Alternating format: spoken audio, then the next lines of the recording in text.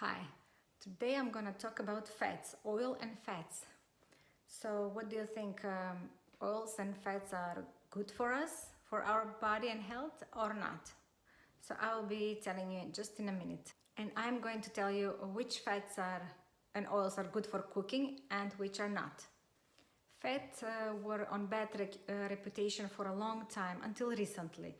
So it was a general opinion that they make us fat and they may cause heart disease and blockage of the arteries. And that should be avoided. Maybe you remember Michelle Obama requested from the companies to reduce the fat in their products, in the packages. So what happened? If you reduce the fat in the product, then it loses the taste. So what the companies did, just to keep the taste better, they add more sugar in the packages, in the food.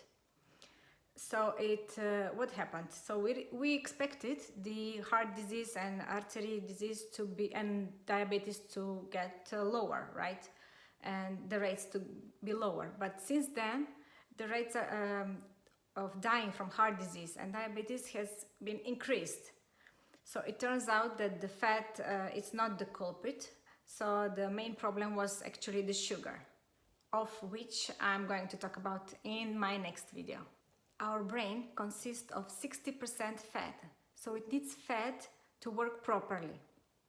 The recent studies show that taking 1 tablespoon of coconut oil a day in Alzheimer's patients reduces significantly the cognitive function.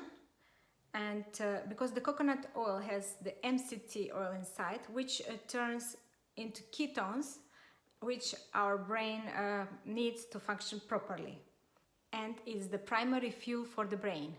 Our body needs fat to produce cells of the membranes and also the hormones.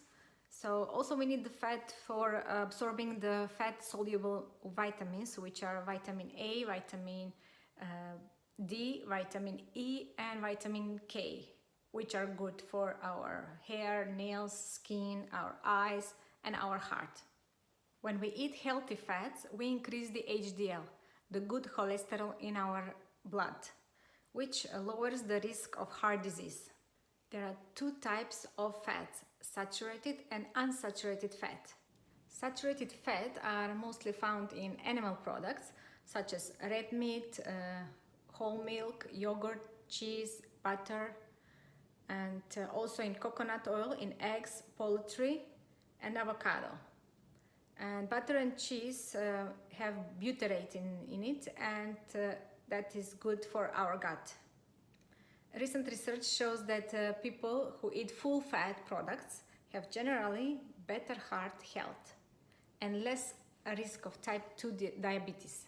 Unsaturated fats are divided into 2 groups: polysaturated, omega-3 and omega-6, and monosaturated, which is omega-9. Omega-3 helps to soothe and repair the gut lining and boosts good bacteria, which is fish like salmon, sardines, and also nuts, especially walnuts, Brazil nuts, mackerel, fish mackerel, and almonds. Also in the seeds you can find omega-3, which are in chia seeds, sesame, and flax seeds. Omega-6 oils should be consumed in moderation.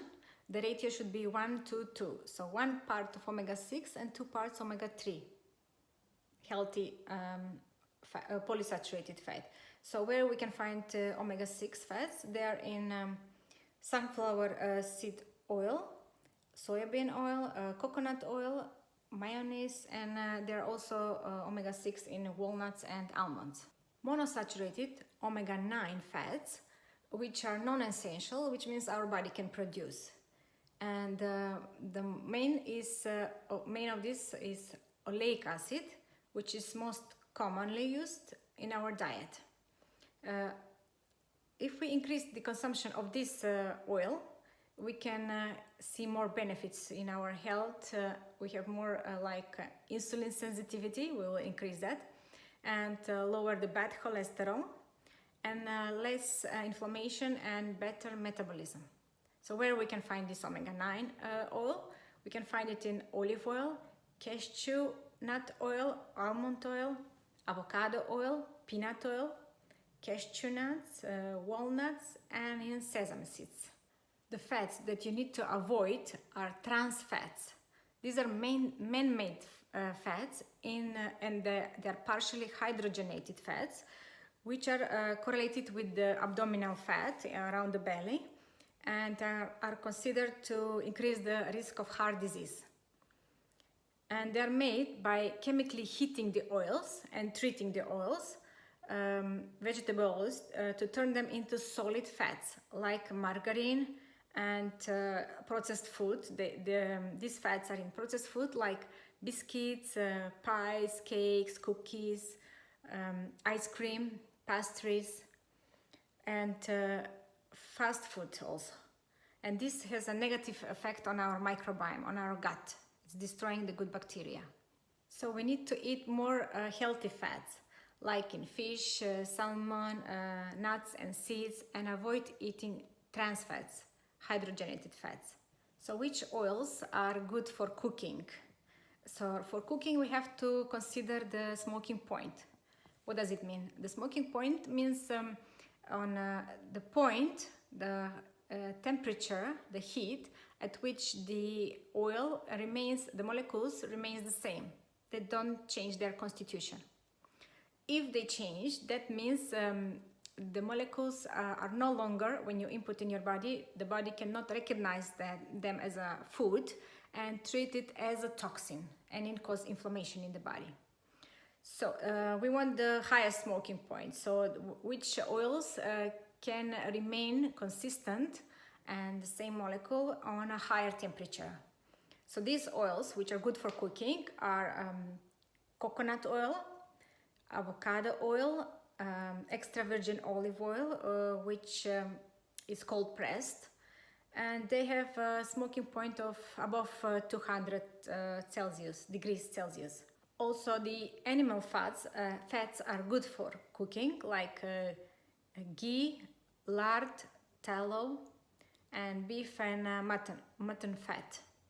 So this is about oil and fats. I hope you like it and you learned something new. If you have any comments and questions, please write below or send me a message. And in my next video, I'll be talking about sugars and carbs, so how they influence our body and our gut and our health. If you have any questions or comments and requests something to discuss more about that, just please let me know. Bye bye for now.